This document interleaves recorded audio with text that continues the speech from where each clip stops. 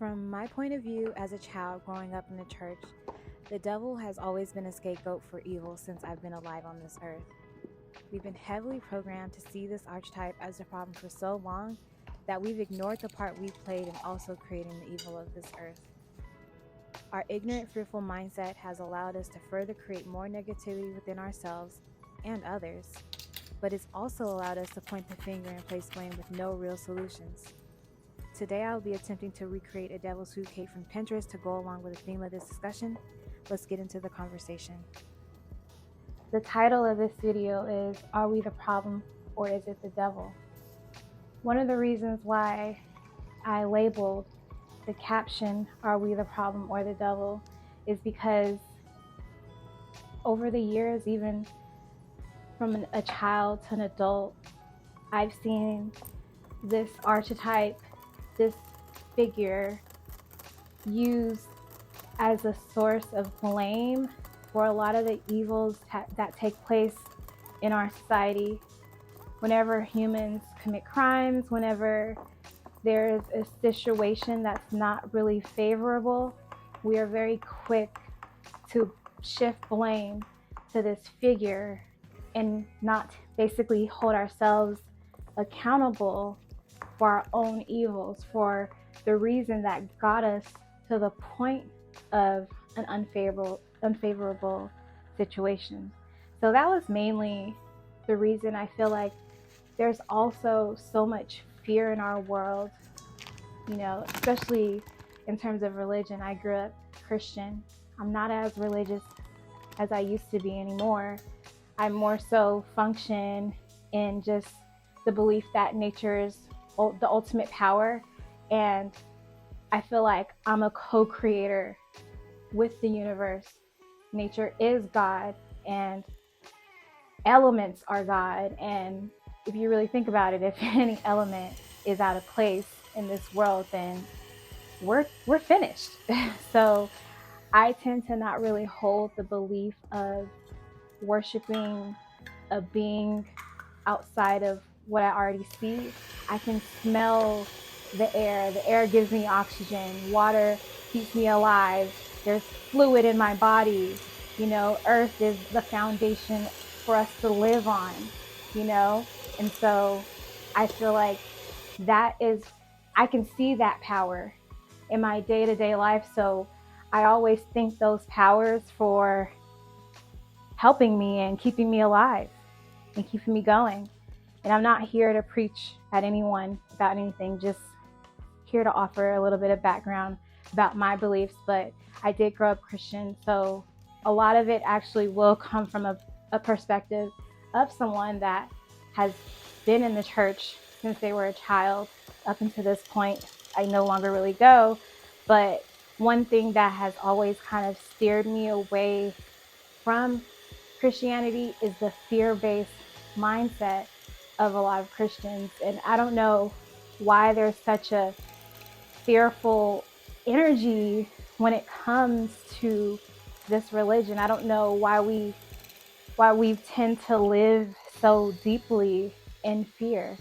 And I'll give you an example. I was like the other day, one of the reasons I actually even wanted to talk about this discussion is I saw a video on YouTube that said, yoga brought me demons. And I literally laughed at this video caption. And so I started watching the video, and there was a lady on there. I think her name was Yanni, or it was two women talking. And I'll try to add some of the commentary here to the video if I can. But in the discussion, she basically said that, back in times, there are certain poses that were basically were set up to basically worship a demon or something like that. And I mean, that could be true. That could definitely be true. But I really do believe that anything you do, it has to be with the right intention. So if you're doing certain yoga poses and if you're just trying to do it for health benefits, I don't think you're welcoming, welcoming demons. It's all about your intentions. If you are, let's say let's just, for example, say I was still a Christian, a heavy Christian, right? And I have full faith in God, right? And I believe that He protects me and looks out for me, and nothing could ever harm me because I have such a strong belief and faith that this man or whoever that person is will protect me. There's no way there's no way I'm going to do yoga and do whatever poses I think are going to actually have health benefits to me and believe that that being that's so powerful and that loves me and protects me is going to bring me demons. I think that is so insane. And I mean, I've never really been drawn to yoga. I took one class and it was actually really hard. So I never took it again after that, but I still found it funny that there was these Christian women who were making this out to be something fearful. And it's just like, why do we live in such a fear-based society? Why do we have to have God in our life? And why does fear have to follow? Why does it have to be about fear? And so that's one of the main reasons I wanted to talk about the devil, because I feel like we give the other side of that, we give the dark side, the evil side, whatever you want to call it, we give that so much power over our lives. And I've been that person. I literally was that person at one point, and I decided that I didn't really want it to have power over me. So one thing that I start doing is I start facing the things that made me uncomfortable. And one thing that really made me uncomfortable in society that I would always see, that would always leave a very unsettling feeling for me, was when I would see the Baphomet symbol. And, you know, I grew up in California. I'm from the South, but I came to California when I was in elementary school. And so, you know, California is full of different religions, different beliefs. The beauty of being from California is having so many people from different walks of life and everybody, you know, having their own set of beliefs. And I think, you know, that's a beautiful thing. We shouldn't all be one way. There should never be one way of thinking, you know? And so I remember when that show Sabrina the Teenage Witch came out, and I actually really liked that show. But I remember seeing the Baphomet symbol, and I remember how unsettling it was for me to see that symbol. And I even remember as a child seeing it in certain movies, and also like going out, and I've seen people wearing the shirt. I've seen it on people's cars and stuff. And it always left me with this like very unsettling feeling for some reason. I have no idea why. I was always so afraid. And I mean, honestly, I actually did kind of realize why once I decided to face that fear. And what I mean by face that fear was one day I decided I had so much anxiety about it. I decided to Google the image, and I started dissecting the image of Baphomet. And the thing that came up for me was I started noticing, like, I'm looking at the image. And if you look at the image, you could see, like, to me, I see a deers for horns. I see a goat for a face. I see a man's body. And I see, like, it looks like the legs are of a horse. And so what I came to realize, I was like, oh my God, like, this is like a bunch of different animals, you know, put together. You know, a deer, a goat, a horse, and a man. All things that can be found in nature, you know? And I remember thinking, like, this is someone's idea of what the devil is. This is not necessarily the devil. This is just someone's idea of the devil. And for so long, I allowed this image to hold so much power over me. I was always so afraid of it. Every time I would see it, I would turn away from it. And it's like anything that you fear, it kind of has power over you. So it's important to face your fears. It's important to face the things that are unsettling. And so that's one of the reasons why I really wanted to talk about this, because I feel like, especially in our society, whenever we have a bad day, you know that saying, I'm from the Deep South, and I have grandparents that were raised in the Deep South. And whenever there's a day, you know, some days are not always going to be good.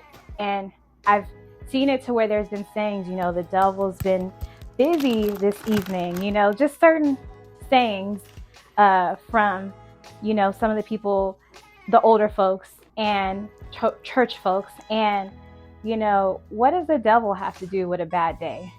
Like, really, what does the devil have to do with a bad day? It really makes no sense, honestly. Contrast is a part of life, just like the good is a part of life. We can't always expect to have a good day. And for the most part, if you really look at your life, your day-to-day life, for the most part, you tend to have more good days than bad days. Or if they're not necessarily good, you're kind of like somewhere in the middle where you're not too bothered. You're not too, nothing's going on that's upsetting you. Maybe let's say you're right in the middle where you're kind of like having a content type of day, and then maybe someone cuts you off in traffic, and maybe that throws your energy off. Or maybe someone cusses at you while you're in traffic, and that can throw your energy off. You may be walking down the street, and maybe your day is just whatever, and then someone says, "Oh, I like your shoes," or "I like your outfit," or "I think you're a very, very beautiful person." And that could change your mood instantly and put you in a higher frequency. So again, our day-to-day isn't necessarily about the devil at all. It just kind of is what it is. I don't get why we would need to blame the devil for every negative thing that goes on in our lives. I think it's very ignorant, and we don't really hold ourselves accountable in the process. When we see there are definitely some evil things that are happening in this world, I will never deny that. But I think that as long as we keep making it, as long as we keep pointing the finger, we'll never truly find the solution, And I mean that to say, let's take someone that maybe has killed a bunch of people or something. Let's just use that person as an example. Someone that may have unalived a few people or something. So we take that person and we use the day that this person has decided to, I guess, unalive. I don't know if you can say the word, other people. We have to ask ourselves, what was the behaviors and the frequencies up until that point that led to that incident? And a lot of times you'll find that person was more than likely functioning at a very low vibration, meaning they were more than likely in a very dominant energy of sadness, anger, depression. You know what I'm saying? Like those type of energies. Happy people don't hurt each other. Hurt people don't, only hurt people really hurt each other. So there has to be something going on with the frequency of that person. And I think, again, like, I definitely believe that there are, based on your frequency, you draw in certain spheres. You can draw in lower frequency or higher frequency energies, right? So if you're functioning at a very low frequency, it's a possibility that you're going to attract low frequency beings. Whether that you want to label that demons or whatever, that's on you. I still think demons, for me at least, just holding us as a collective accountable for our own evils. I will say that to me, demons are people from the past. It's us from the past. It's us probably from the past, present, and future, depending on our collective amount of negative and positive frequencies. So I wouldn't say that demons are even something that's separate from who we are. It's probably the past evils of us as a collective. And so when we're, at a lower frequency, where, that's what's in our ear. Think about when you're in a happier mood. There's more positive talk going on. You might have those intrusive thoughts come in every so often. But for the most part, if you keep yourself in high frequency, your thoughts and everything else kind of aligns to that. And you tend to want better for other people. You tend to want better for yourself. And because you want better for yourself, you tend to treat people better, But when you're functioning at a very low frequency, it's a little bit harder to do that. But I just say that to say that I just want us, to get to a point where we start like holding ourselves accountable for our own evils and stop shifting the blame on some invisible person or figure. Where can we be better to ourselves? Where can we hold ourselves accountable for our own evils? I feel like it's to a point where how can we, as long as we're pointing the finger, we're not expanding. We're not expanding at all. If anything, there would just be more evil because we're not learning what we really need to learn. We're not transmuting the energies that we need to like pay attention to and transmit for ourselves. But anyways, just didn't want to go on a huge tangent, but let me know what you think in the comments about this. I would love your opinion. I would love to hear what you have to say about this topic. I do not mean to offend anyone, I promise. It's more so me wanting us to find our own personal power. I want us to, hold ourselves accountable. I try to hold myself accountable. I've not been perfect in this world, but I can say that the parts of me that have been negative have taught me the biggest lessons, and it's actually made me a better person over time. It's made me hold myself accountable more. So let me know what you think in the comments. Please like, comment, and subscribe for more content. I'll be posting twice a week, cooking and discussions, and just going back to this cake that I was making from scratch. It turned out horribly. I didn't mention in the beginning that I was doing a Pinterest cake, and I actually ended up making the icing twice. I had to go to the store and buy some more eggs because it was so bad, just terrible, and it did not turn out the way that I wanted it to at all. And I wanted to be mad because I really did want it to be perfect. I really did want it to look like the cake, but it didn't end up going the way that I wanted. The color didn't turn out as dark as I wanted to, like the Pinterest cake. And if you can see, I'm trying to make the tail, and it's just not working out at all. Like, it's just not cooperating. And before, off camera, I even tried to draw the tail, and it looked better off camera. But then when I start filming, it just was a complete hot mess, like a complete hot mess. I even tried to sculpt the horns off camera before I added them to the cake.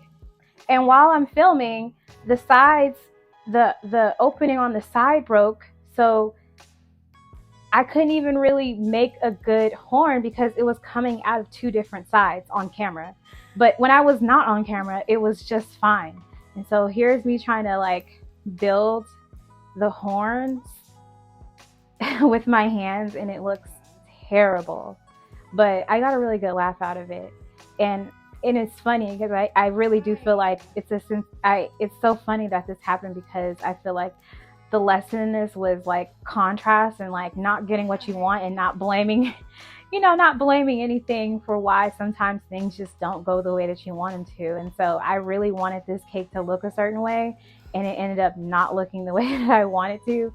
But I just thought it was actually funny, and I just decided to laugh at it at the end. And yeah, it didn't turn out the way that I wanted, but it is what it is.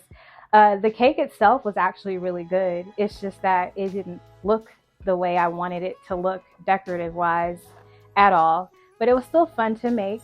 And, if you like discussions and you want to see me attempt to cook certain things while I'm discussing, which are my two favorite things, please like, comment, subscribe for more content like this. Thank you, and peace.